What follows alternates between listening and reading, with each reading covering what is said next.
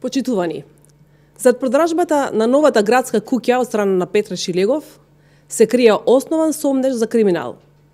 Шилегов, новиот купувач на градската куќа, ќе го почасти гратис земјиште и нула износ за комуналии. Еве ги и фактите.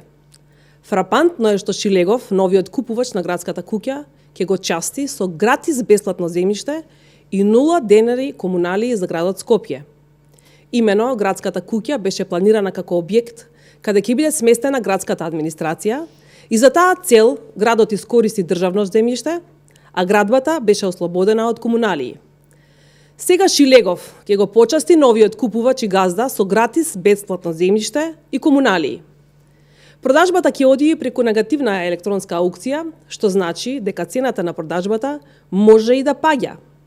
Значи сумата која е инвестирана ќе биде повисока од цената за која ќе се продаде, а Скопје ќе бележи загуба. Објаснувањата на Шилегов дека сега се сетил дека градбата е нефункционална се излитен параван зад кој се крие сомнеж на криминални интереси. Ако било тоа така, зошто овој градоначалник вложи и инвестираше 3 милиони евра за довршување на објектот? Значи Шилегов, според неговите зборови, дозволил инвестиција во објект кој за него е нефункционален и тоа изнесува 3 милиони евра.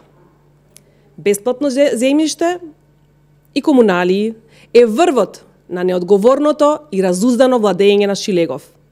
Ова е нова бомбона бизнис во кој нашите сомнежи се дека некој значително ќе се офајди. Пред очи на целата јавност се случува разгребување и оштетување на имотот на скопјани. 2 години градоначалник Шилегов, 2 години лаги, криминали и неработа. Ви благодарам.